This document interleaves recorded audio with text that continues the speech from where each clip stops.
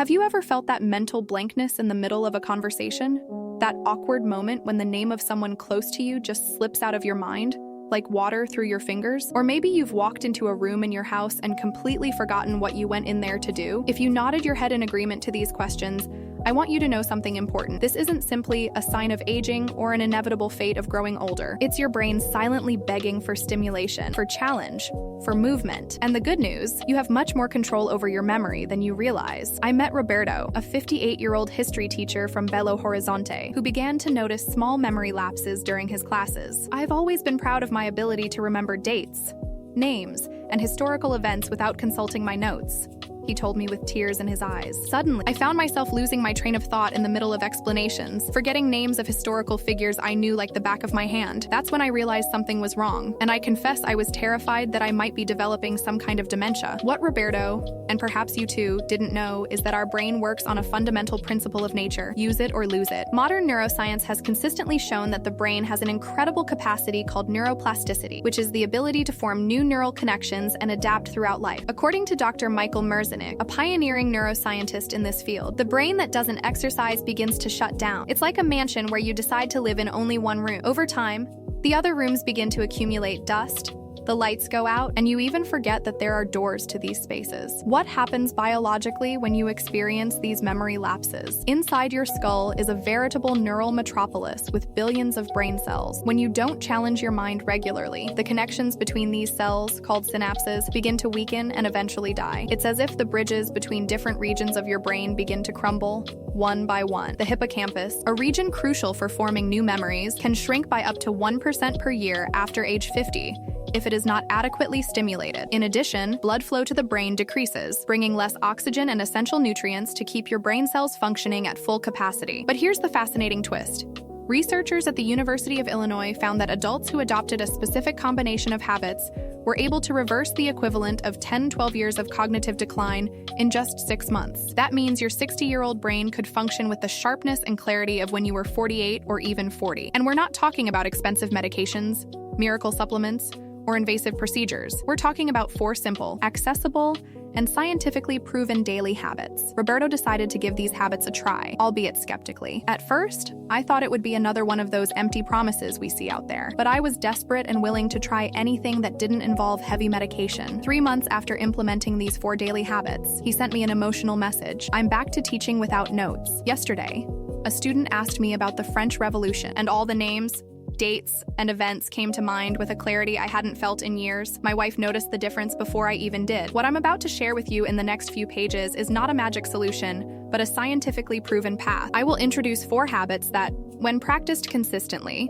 can awaken your dormant brain, reinforce forgotten neural connections, and restore your memory to levels you may not have experienced since you were in your 30s. These habits work synergistically, creating an internal environment where your brain not only stops deteriorating, but actively begins to regenerate. Throughout this journey, I will guide you step by step, explaining not only what to do, but why each habit works at the cellular and molecular level. I will share real stories of ordinary people who have transformed their cognitive abilities and rescued memories they believed were lost forever. Most importantly, I will offer practical solutions that fit into your routine, regardless of your age, current physical condition, or medical history. Your brain is waiting for this awakening. It's time to turn on the lights in the forgotten rooms of your mind. How many times have you heard that a healthy mind and a healthy body go hand in hand? Probably many, but what they rarely explain is why. Why exactly would moving the muscles in your legs or arms have any effect on your ability to remember where you left your keys?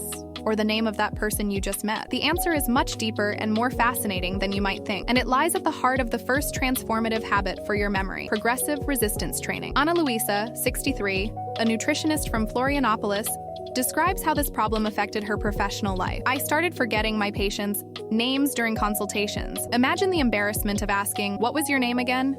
to someone you've been seeing for months. My office is full of notes, colorful reminders, and files to compensate for what my memory could no longer retain. The worst part was feeling that my professional credibility was at stake. After all, who would trust a nutritionist who can't remember basic information about her own patients? What Ana Luisa, and millions of people like her, didn't know is that there is a direct scientifically proven connection between muscle strength and brain power. When your muscles work against resistance, whether it's your own body weight or a simple rubber band, something extraordinary happens in your nervous system. Your body releases a protein called BDNF, brain-derived neurotrophic factor, nicknamed by scientists as brain fertilizer. Dr. John Rady, a psychiatrist at Harvard Medical School, describes BDNF as miracle grow for the brain, referring to the famous plant fertilizer. This miracle protein does much more than just keep existing neurons healthy. It stimulates the birth of new neurons, neurogenesis, and strengthens the connections between them, synaptogenesis, especially in the hippocampus, the brain region crucial for memory formation. A study published in the Journal of Applied Physiology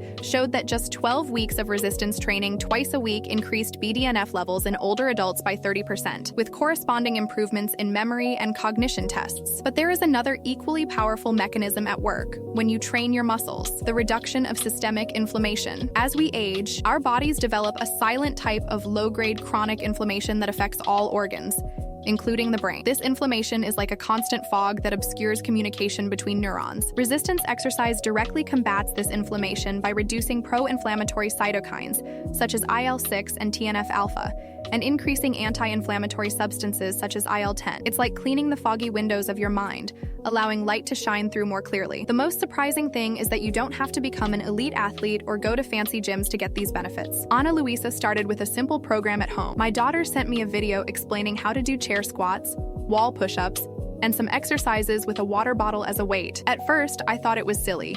How could that help my memory? But I decided to try it for 21 days.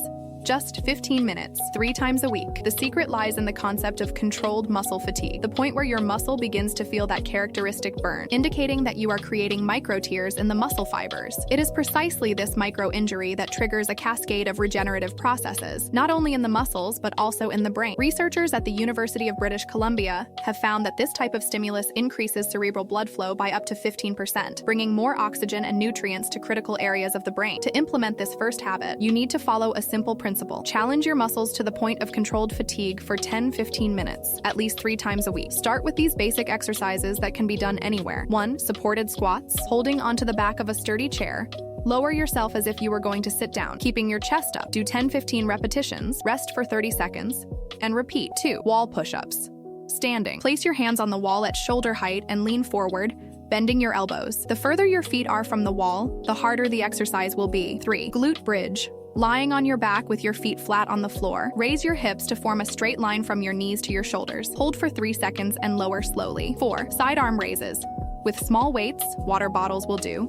Raise your arms out to the side until they are at shoulder height. After 6 weeks, I realized I was remembering my patients' names without effort, says Ana Luisa. In 2 months, I removed most of the reminders from my office, but the most impressive thing was when I ran into an old college friend at the supermarket and not only recognized her face immediately, but also remembered where we lived in the student dorm 40 years ago. It was as if a file I thought was lost forever had been restored. Your brain is like a muscle. It needs to be challenged to stay strong. When you send signals of exertion through your body, you are literally waking up dormant brain cells. It's time to reactivate that vital communication between body and mind, 1 squat at a time. There's something deeply invigorating about feeling warmth envelop your body, isn't there? Whether it's during a relaxing hot shower after a stressful day, or feeling the sun touch your skin on a spring morning. This feeling of well-being isn't just psychological. It's a deep biological response that your body has developed over millions of years of evolution. And what few people know is that this thermal response has a direct and powerful impact on your memory, constituting our second transformative habit: strategic exposure to heat. Carlos Eduardo,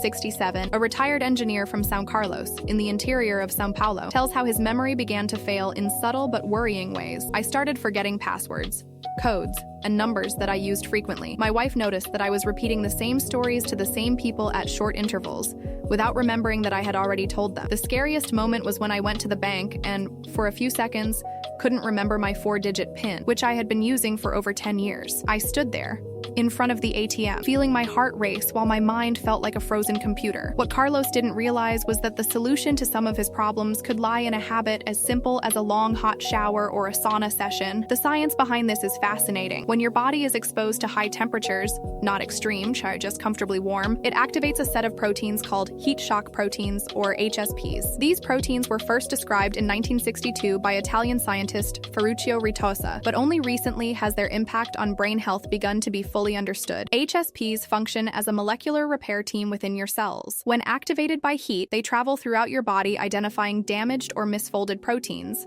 including in the brain, and help them regain their proper form and function. It's like having a team of microscopic mechanics restoring broken parts in a complex machine. Particularly important are HSP70 and HSP90, which have shown significant neuroprotective effects in laboratory studies. A long-term study conducted in Finland, a country where sauna culture is an integral part of everyday life, followed 2,315 middle-aged and elderly men for more than 20 years. The results were impressive. Those who used the sauna 4 to 7 times a week had a 65% lower risk of developing dementia and a 66% lower risk of Alzheimer's disease compared to those who used it only once a week. These data were published in the prestigious journal Age and Aging and surprised even the researchers with the magnitude of the protective effect. But heat doesn't just work through HSPs, it also promotes vasodilation, the relaxation and expansion of blood vessels, significantly increasing blood flow to the brain. Researchers at the University of New South Wales in Australia have documented up to a 25% increase in cerebral circulation during exposure to moderate heat. This increase in blood flow brings more oxygen, glucose, and essential nutrients to neurons, while more efficiently removing toxins and metabolic waste. It's like giving your brain a deep clean and a nutritious feast at the same time. Carlos, skeptical but willing to try any non-medicinal approach, started with a simple routine. My daughter-in-law is a physical therapist and told me about this Finnish study. I started taking longer hot baths, about 20 minutes, hours, 3 times a week. After a month, I added 2 weekly visits to a small sauna at the club I go to. It was pleasant, relaxing, and honestly, I didn't expect much more than that. The result surprised not only Carlos, but his entire family. In about 6 weeks, I started to notice that I was less cloudy mentally in the mornings. After 3 months, I remembered my wedding anniversary without my wife reminding me, something that hadn't happened in years. In the 4th month, I participated in a trivia game with my grandchildren about Brazilian history, a subject that has always interested, and I was able to remember dates, names, and events with a clarity that moved me. My 12-year-old granddaughter said, "Grandpa's back. How can you incorporate this transformative habit into your daily routine?" There are several simple and accessible ways. 1. Long hot baths. Gradually increase the length of your hot baths to 15 to 20 minutes, keeping the water at a comfortably warm,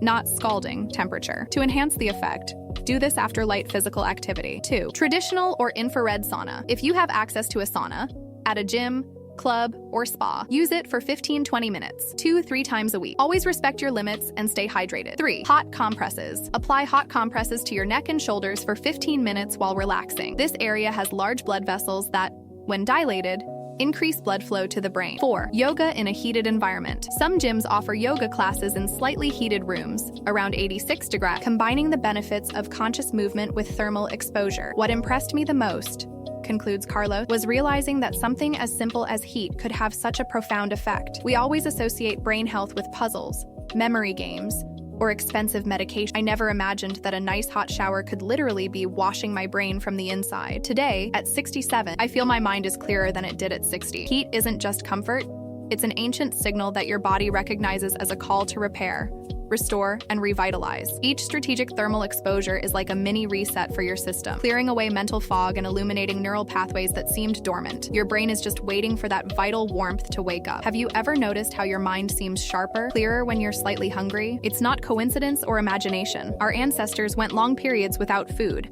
and their brains evolved to function in a state of high alert during those times. After all, thinking clearly was essential for finding the next meal. This ancestral connection between periods without food and enhanced brain performance is the basis of our 3rd transformative habit, smart intermittent fasting. Mariana, 54, a lawyer from Recife, saw her brilliant career threatened by increasing memory lapses. I've always been known for my photographic memory for details of cases and case law. Suddenly, I started forgetting court dates, case details, and even the names of longtime clients. During an important oral argument, I had a terrible brain freeze. I forgot a crucial precedent that was the basis of my argument. I left the courtroom feeling like my career was hanging by a thread. I started wondering if I would have to retire early, and the idea devastated me. What Mariana was facing was something that millions experience: a brain overwhelmed by the accumulation of defective proteins and toxins that, over time, compromise neural communication. It's like a computer that is never turned off for maintenance. Eventually, unnecessary programs consume memory, temporary files accumulate, and the entire system begins to operate more slowly. This is where the revolutionary concept of autophagy comes in, a process of cellular cannibalism that literally means to eat oneself in Greek. This term may sound scary, but it actually describes one of your body's most sophisticated mechanisms for cleansing and renewal. Dr. Yoshinori Osumi received the Nobel Prize in Medicine in 2016 for unraveling the mechanisms of this vital process, a recognition of the fundamental importance of autophagy for human health. health. During autophagy, your cells begin to identify and recycle damaged or dysfunctional components, including misfolded proteins that are precursors to neurodegenerative diseases such as Alzheimer's and Parkinson's. It's as if every cell in your body, including your neurons, hires a professional cleaning crew to remove accumulated trash and reorganize its internal space. And here's the fascinating part. This deep cleaning process is primarily activated when you go a few hours without eating. A pioneering study conducted by the Salk Institute in California found that restricting eating to an 8 to 10 hour window each day, meaning fasting for the remaining 14 to 16 hours, significantly improved cognitive function in mice, even when they consumed the same total amount of calories as the control group. The researchers observed improvements in long-term potentiation, the cellular mechanism underlying memory formation, and reduced levels of beta-amyloid proteins, the main culprits in the development of Alzheimer's. Mariana, after researching extensively on non-drug interventions to improve cognition, decided to try intermittent fasting. At first, it seemed impossible. I've always been the type to wake up and immediately eat breakfast. The idea of waiting until 11 a.m. to eat sounded like torture, but I started gradually delaying breakfast by 30 minutes each week until I had my first meal at 11 a.m. and my last at 7 p.m., creating an 8-hour eating window. The results were transformative. In the first 2 weeks, I noticed that the brain fog in the mornings had disappeared. By the second month, I was able to prepare a complex case without having to refer to my notes repeatedly. In the third month, during an important trial, I cited 5 precedents from memory with their respective case numbers, something I hadn't been able to do for at least 2 years. A younger colleague joked that I must be taking some miracle supplement for lawyers. Little did he know that my supplement was simply reorganizing when I eat, not what I eat. How can you implement this transformative habit into your routine? There are several approaches to intermittent fasting, but the most accessible and sustainable is the 16-8 model, where you concentrate all your meals into an 8-hour window and fast. Only water, unsweetened tea, or black coffee for the remaining 16 hours. For example, 1. Start your first meal at 11 a.m.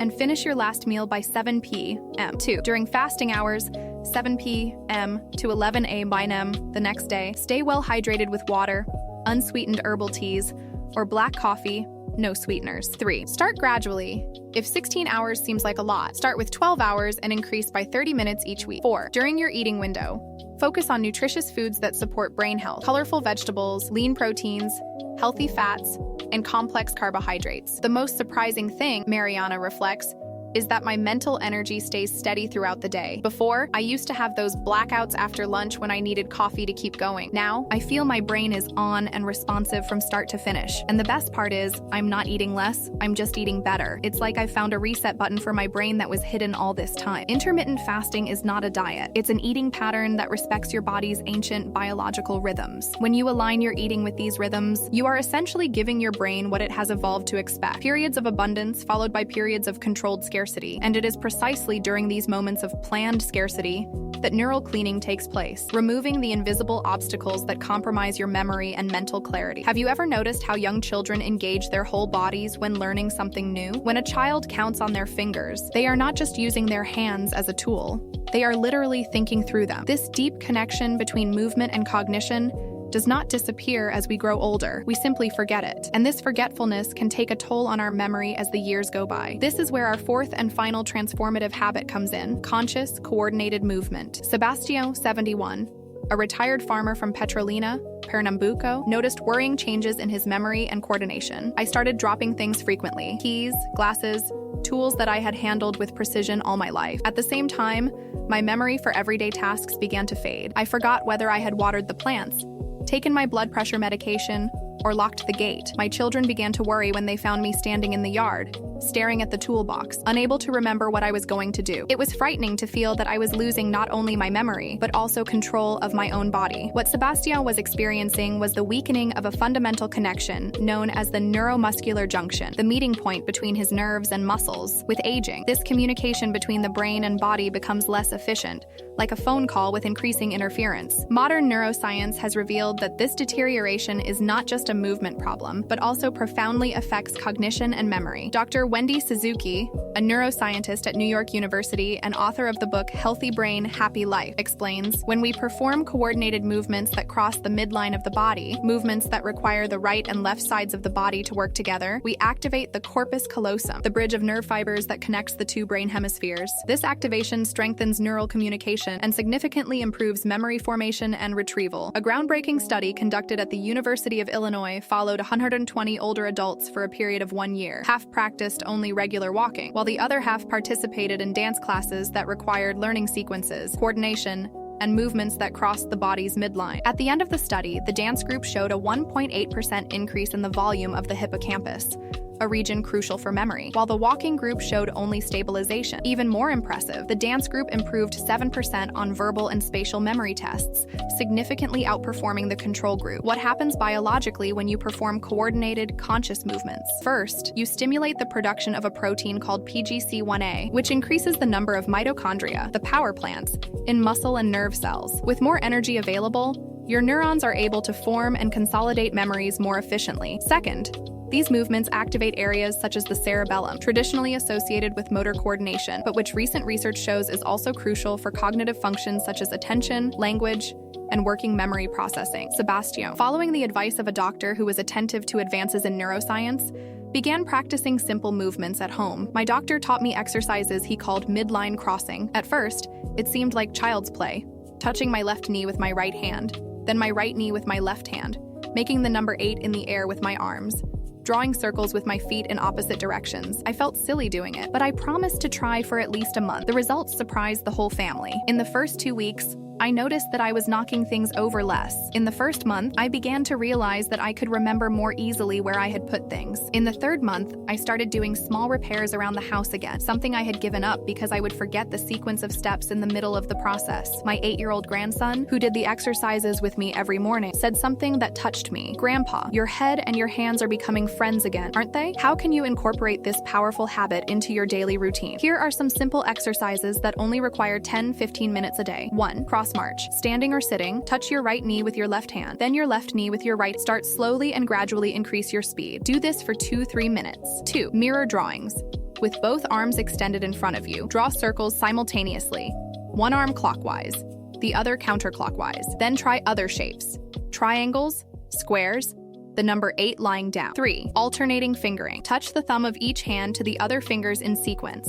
Index, middle, ring, little, and then in reverse order. Start slowly and gradually increase the speed. 4. Directional eye movements. Keep your head still and move only your eyes in different directions. Up, down, left, right, and diagonally. Then trace a complete circle with your eyes in each direction. The most fascinating thing, reflects Sebastian, is that these simple exercises seem to reconnect something that was disconnected within me. It's as if my brain and my body have started talking again after years of silence. And when that conversation resumes, memories begin to flow again. These coordinated movements act as a kind of neural physical therapy, strengthening connections between different brain regions and restoring neural pathways that seemed lost. Each gesture that crosses the central axis of your body is like a small miracle of reconnection, reminding your brain that it is still capable of forming, storing, and retrieving memories with clarity and precision. Have you ever noticed how some medications only work when taken together, or how certain culinary ingredients, when combined, create a flavor that none of them would produce alone? Nature is full of these synergistic phenomena, where the end result is dramatically greater than the simple sum of its parts. And that's exactly what happens when you integrate the 4 habits I've presented so far. Together, they not only add benefits, but exponentially multiply their memory-restoring power. Luisa Char, 65,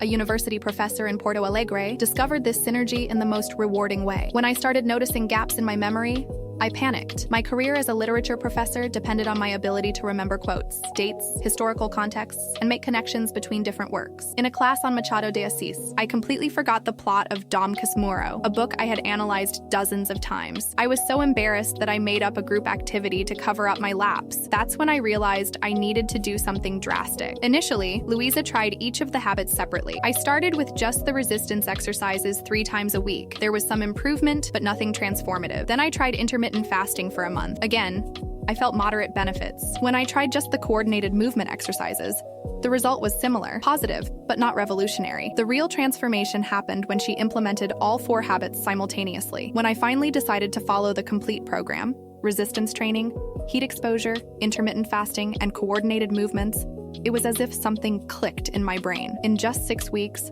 my memory not only returned to normal, but improved beyond what it was before the problems began. In the last class of the semester, I quoted entire passages from Memorias Póstumas de Brás Cubas from memory, relating them to works by other authors, without consulting any notes. The students applauded at the end.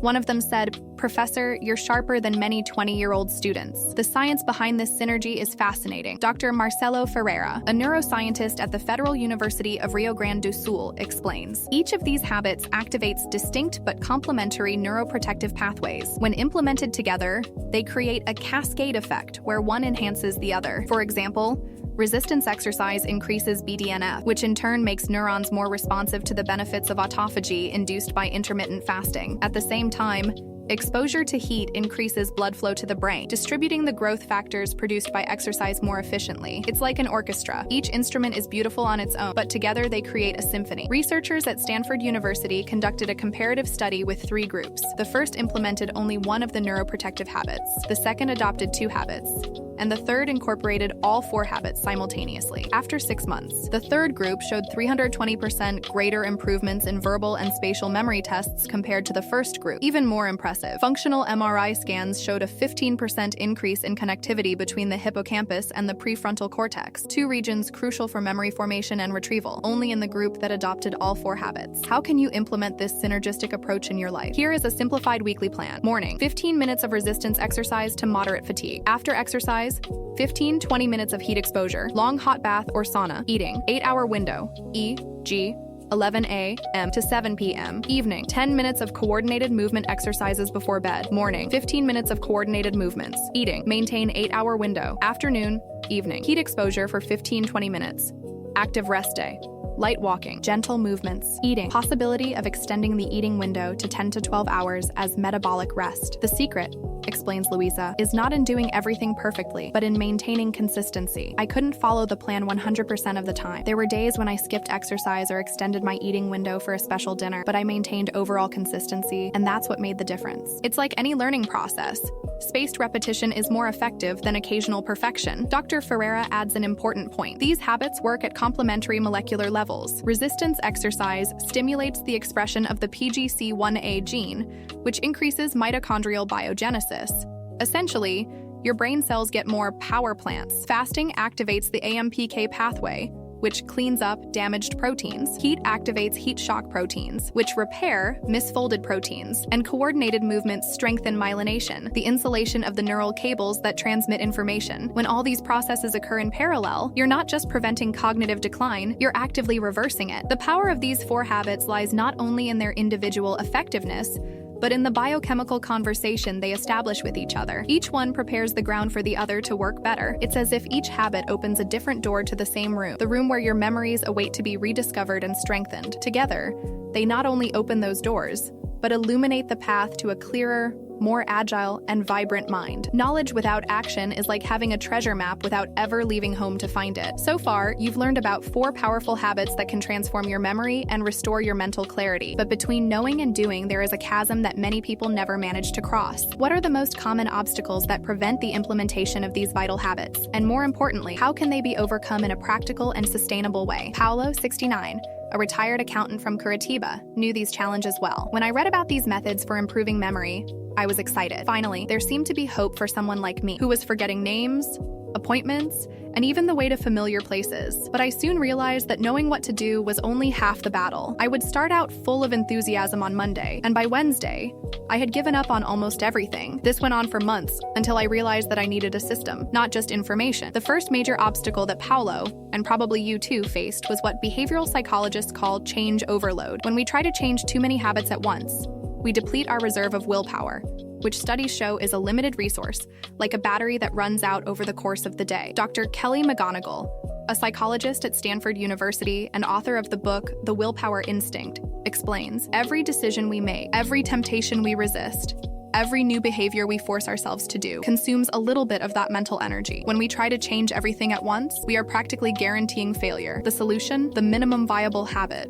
or MVH approach, developed by Dr. B.J. Fogg of Stanford University. This technique involves reducing each new habit to its smallest possible expression, so small that it would be almost ridiculous not to do it. I started with just 2 minutes of resistance exercises, says Paulo. It seemed so little that I felt almost embarrassed, but those 2 minutes became 5, then 10, and eventually the full 15 minutes. The key was to start so small that the brain didn't activate its resistance systems. The second common obstacle is the lack of environmental triggers. Our brains work largely by association, and new habits need to be anchored in existing routine. Dr. Wendy Wood, a psychologist at the University of Southern California who has studied habit formation for more than 30 years, found that 45% of our daily actions are automatic, not conscious decisions. I realized that I needed to associate each new habit with something I already did automatically, explains Paulo. So I put my exercise mat next to the coffee maker. While the water heated up for my morning coffee, I did my coordinated movement exercises. It was impossible to make coffee without seeing the mat reminding me to exercise. The third major challenge is what researchers call benefit amnesia, the tendency to quickly forget how much better we feel after healthy behavior, while vividly remembering the initial discomfort. Dr. Michelle Segar, director of the Sport, Health and Activity Research and Policy Center at the University of Michigan, recommends keeping a clarity journal, a simple record of how you feel mentally after practicing each of the 4 habits. I started writing down my mental fog level on a scale of 1 to 10 before and after each exercise session, heat exposure, and at the end of each intermittent fasting day, says Paulo. Seeing the numbers improve consistently provided me with the concrete evidence my brain needed to overcome the initial resistance. On days when I didn't feel like doing anything, I would flip through my journal and remind myself, last time, my mental clarity improved from a 4 to an 8 after just 15 minutes of coordinated movement. The fourth obstacle is paralyzing perfectionism, the all-or-nothing mindset that causes us to abandon a habit completely after a single failure. Dr. James Clear, author of the bestseller Atomic Habits, in the simplest form, 2 to 5 minutes. Associate it with an existing trigger. Example, right after brushing your teeth, record how you feel before and after. Keep the first one and add heat exposure, 5-minute longer hot shower. Associate it with a different trigger. Example, before watching TV at night. Continue recording your mental clarity. Add intermittent fasting in its mildest form. Delay breakfast by 1 hour. Gradually increase the fasting window, 30 min per week. Add coordinated movements, 3 to 5 min initially. Review your journal regularly to reinforce motivation. The secret wasn't superhuman willpower, but smart strategy, concludes Paulo. At 69, my memory is better than it was at 60. Recently, I ran into a former coworker at the supermarket and not only remembered his name, but details of projects we worked on together over 15 years ago. He was impressed and asked me what my secret was. I replied, "It's no big secret. Just 4 small habits, implemented one at a time." The journey from knowledge to practice doesn't have to be epic or heroic. It can be gradual, strategic, and kind to yourself. As the old Chinese proverb says, the man who moves mountains begins by carrying small stones. Your 4 transformative habits are those stones.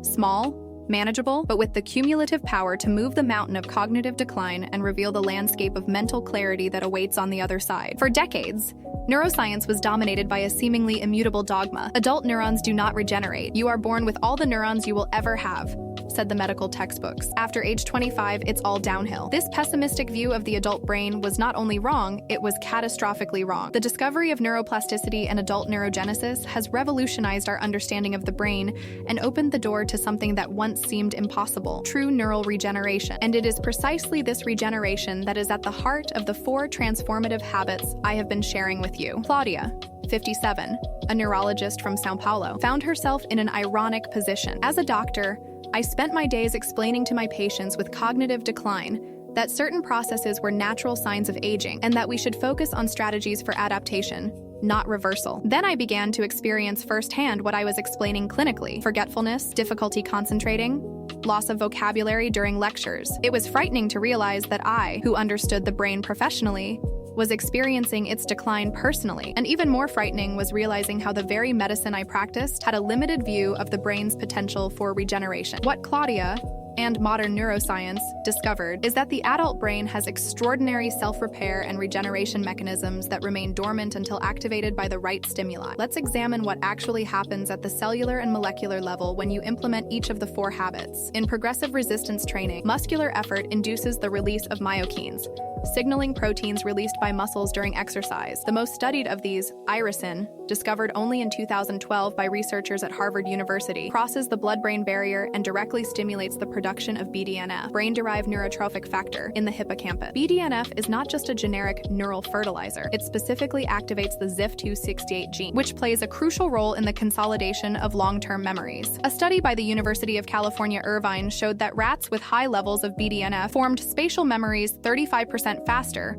and retained them for 250% longer than the control group. What fascinated me, explains Dr. Claudia, was discovering that the type of exercise mattered. Resistance training to controlled fatigue produces a sharp peak of BDNF that is particularly effective at stimulating synaptic plasticity, the ability to strengthen connections between neurons, which is the physiological basis of memory. During heat exposure, your brain cells start producing heat shock proteins, HSPs, with HSP70 and HSP90 being the most relevant for cognition. These proteins act as molecular chaperones, helping other brain proteins maintain their correct three-dimensional structure.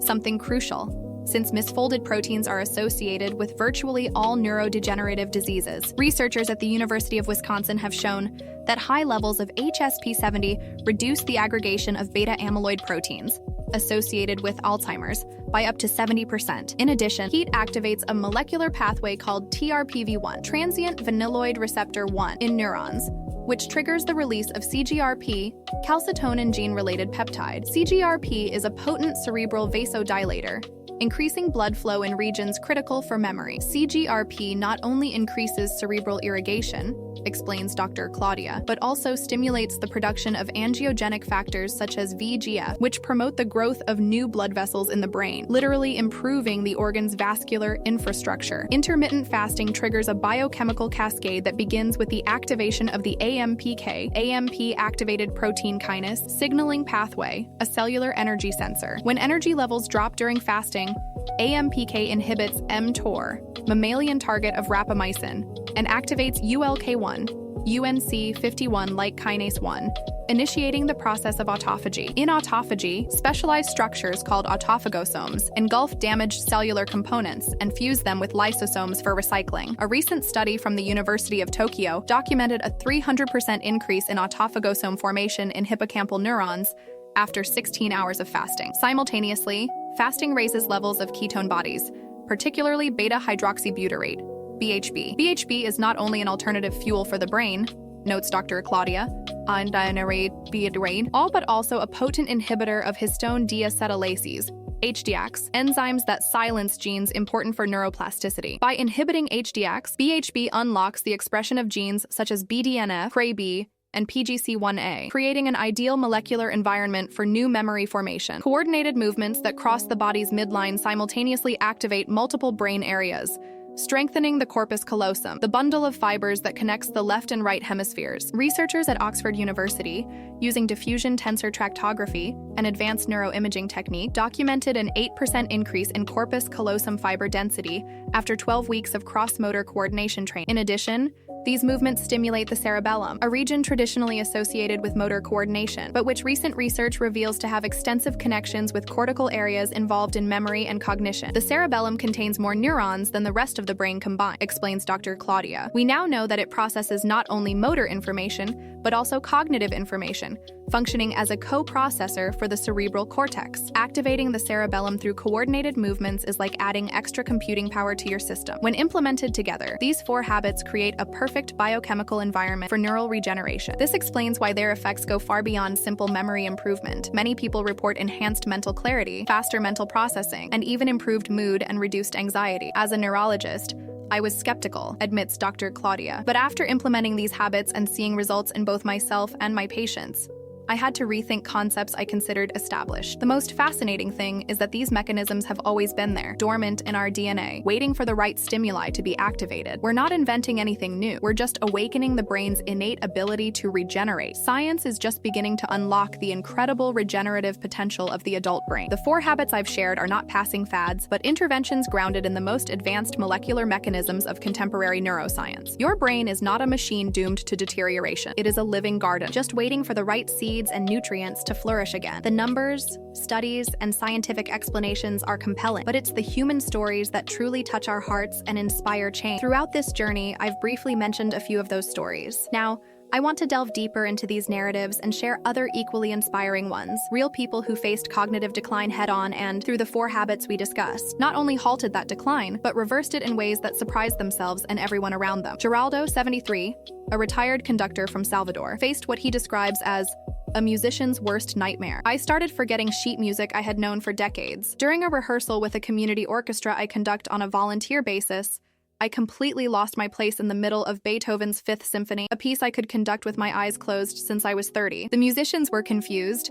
I was mortified, and at that moment, I thought my life in music was over. What conductor can't remember the development of one of the most famous pieces in the history of music? Geraldo's son, a neurologist, suggested the 4 habits after reading recent studies on neuroplasticity. At first, it seemed absurd that physical exercise and hot baths could help my musical memory. But when your son is a doctor and insists, you tend to listen, he says with a smile. Geraldo adapted the habits to his routine. Light resistance exercises with elastic bands in the morning, followed by a long hot bath, fasting from 8 p.m. to noon the next day, and coordinated movements inspired by conducting techniques he developed himself. After 3 months, I conducted a complete concert without a score. Mozart, Beethoven, and Villa-Lobos without a single slip. At the end, I received a standing ovation that made me cry. A veteran violinist came up to me and said, "The conductor Geraldo we knew is back, more precise than ever." It was like regaining not only my memory, but my identity. Conceição, 68, a seamstress from Teresina, faced a different kind of cognitive challenge. My work requires precision, complex sequencing, and memory for dozens of specific measurements for each customer. Suddenly, I started mixing up orders, forgetting adjustments that customers had requested, and losing the assembly sequence for more elaborate pieces. For a self-employed seamstress like me, this meant losing customers and consequently, my livelihood. One customer even suggested that I retire after I delivered a dress with the left sleeve different from the right. It was Conceição's granddaughter, a physical therapy student, who introduced the 4 habits, adapting them to the reality of a woman who worked 10 hours a day in an unair-conditioned environment in the heat of Piauí. My granddaughter was creative. She turned water bottles into weights for my morning exercises, taught me how to make active hot compresses, applying hot cloths to the neck while doing stretching movements, and created a meal plan that respected our traditional lunch times, but still allowed for an adequate fasting window. The results exceeded all expectations. Within 2 months, I had memorized all my clients' measurements again. In 4 months, I was able to create a wedding dress with 43 covered buttons and intricate embroidery without consulting my notes once. The client who had suggested I retire recently returned and was so impressed with my work that she asked me to make the entire trousseau for her daughter who is getting married. At 68, I'm getting more orders than when I was 50. Rogerio, 64, a bus driver in Belo Horizonte, faced a problem that threatened not only his job, but the safety of his passengers. I started forgetting routes I had been driving for years. On a particularly bad day, I made 3 wrong turns on the same trip. Passengers complained, some were hostile, and I felt a deep fear, not only of losing my job, but of causing an accident if I continued like this. After a medical evaluation that did not identify any serious neurological problems, Rogerio found information about the 4 habits in a magazine in the doctor's waiting. It seemed too simple to work, but I was desperate. He adapted the exercises to do at the terminal during breaks between trips, used the shower in the driver's quarters for therapeutic hot showers, reorganized his eating schedule, and practiced simple coordinated movements while waiting at his final stops. My supervisor noticed the difference before I even did. After 2 months, he commented that I hadn't made any route mistakes in the last few weeks and that my travel time had improved. Within 3 months, I was back driving all the company's routes, including the most complex ones with up to 45 stops. Recently, during a storm that blocked several streets, I was able to improvise alternative detours without hesitation, remembering details of the urban geography that I didn't even know were still in my memory. Perhaps the most impressive story is that of Dona Zuleide, 82, a resident of a small rural community in Goiás. I started to confuse my 12 grandchildren and 7 great-grandchildren, mixing up their names and stories. For a grandmother and great-grandmother, this is devastating. The connection with my family is everything to me. When I forgot the birthday of my eldest granddaughter, with whom I have always had a special relationship, I cried all night. With no access to medical specialists or scientific literature, Zuleide learned about the 4 habits through a radio program. With extremely limited resources, she improvised. She used rice bags as weights for exercise, took hot baths with water heated on a wood stove, adapted her traditional eating schedule to create a natural fasting window, and created her own coordination exercises inspired by weaving movements, an activity she had practiced since she was young. At first, my children thought it was silly for a stubborn old lady. 6 months later, during the Christmas party, I recited from memory a personalized verse for each of my 19 descendants, mentioning specific characteristics and memories of each one. My eldest granddaughter, who is a university professor, asked me what my secret was. thinking I had written it all down beforehand. When I explained my 4 daily habits, she was so impressed that she asked me to give an informal lecture to her psychology students on traditional wisdom and modern neuroscience. These stories illustrate a powerful truth. Neural regeneration is not the privilege of young people with abundant resources, or access to advanced technologies. It is the birthright of every human brain, regardless of age, socioeconomic status, or educational level. The 4 habits can be adapted, simplified, and personalized for any reality because they work with fundamental biological mechanisms that we all share. As Donna Zuleide said in her impromptu university lecture, the brain doesn't want much. It just wants to know that you still need it. When you move your body, warm your skin, respect your old schedules, and dance with your hands, you are telling your brain, I'm not done living yet, I still need you. And it responds, we have reached the end of our journey together. But for you, this is just the beginning. So far, you have learned about the 4 transformative habits: progressive resistance training, heat exposure, intermittent fasting, and coordinated movement. You've understood the science behind them, heard inspiring stories from people who regained their memory and mental clarity, and learned how to overcome common obstacles in implementing these habits. Now it's time to turn knowledge into action. I'm going to share with you a 30-day plan, meticulously structured to gradually incorporate these habits into your life without overload or frustration. It's not just a plan. It's a roadmap to reclaim your mind, your memory, and, in many ways, your identity. Before I detail the plan, I want to share one last story. Alberto, 76, a retired university professor from Rio de Janeiro, implemented the 4 habits after a worrying diagnosis. My neurologist detected the first signs of mild cognitive impairment, potentially a precursor to dementia. He suggested monitoring and preventive medication, but also mentioned that recent research indicated that certain habits could slow the progression. When I asked which ones, he listed exactly the 4 habits we've discussed here. Alberto meticulously documented his 30-day journey, recording his progress. At first, I felt little difference, perhaps a slight improvement in morning mental clarity. By the 2nd week, I noticed that I could remember the names of students I hadn't seen in years. By the 3rd week, I started playing chess online again and realized I could plan several moves ahead. By the 4th week, I surprised my wife by reciting a complete poem by Fernando Pessoa that I hadn't been able to remember for at least a decade. 6 months later, Alberto returned to the neurologist for a follow-up evaluation. The cognitive tests showed not only a halt in decline, but significant improvement in several areas: working memory, verbal memory, processing speed, and executive function. My doctor asked if I was taking any new medications not prescribed by him. When I explained the 4 habits I had been rigorously implementing, he did something surprising. He asked permission to record our conversation to share with other patients. Now, let's get to the 30-day plan that transformed Alberto's life and can transform yours. Start with just 5 minutes of simple resistance exercises every other day: Monday, Wednesday, Friday. 3 basic exercises: supported squat, wall push-ups, and glute bridges. Do 1 set of each until you feel slight fatigue. On the first day, do a simple test. Write down all the objects you can remember in a specific room in your home, then check. Repeat this test on day 30 for an objective comparison. Place a visual reminder, such as a small elastic band, near your toothbrush to associate your morning exercise with your existing routine. Increase to 8 minutes, adding lateral arm raises with water bottles as weight. Introduce heat exposure.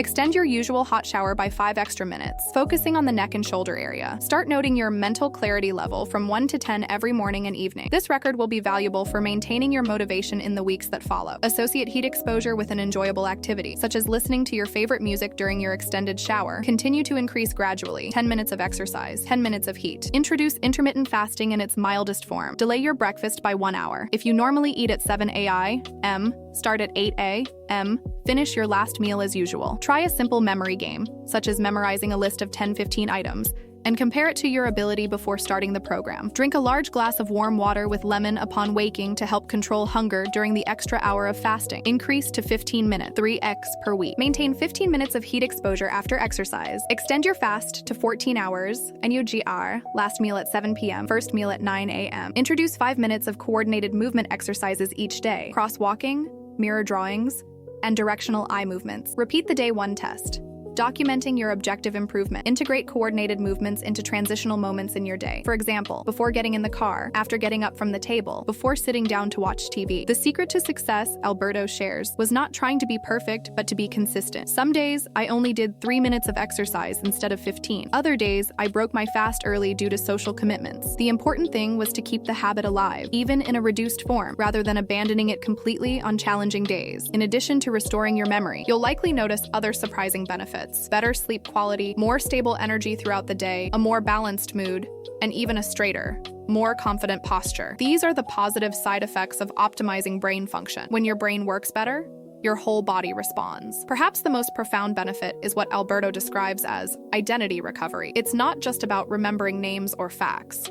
It's about remembering who you are. When your memory starts to fail, you lose access to parts of your own history, your accomplishments, your relationships. Regaining your memory is like finding missing pieces of yourself, reconnecting with the person you've built over decades. By implementing these 4 habits, you're not just fighting forgetfulness. You're asserting your fundamental right to the continuity of your consciousness, to the integrity of your personal history. You're declaring that your cognitive journey doesn't have to be a downward slope, but can include peaks of clarity and understanding even in the most advanced decades of life. As Alberto said in a recent talk to other seniors, we're not asking to be young again. We're simply refusing to passively accept decline as inevitable. Old age can and should include wisdom, and there is no wisdom without memory. Your brain is waiting. Your memories are waiting. Your clearer, more focused, and more present version is waiting. All you have to do is take the first step today, not tomorrow. Start small, stay consistent, and watch in awe as your brain awakens again to the full life you deserve to live.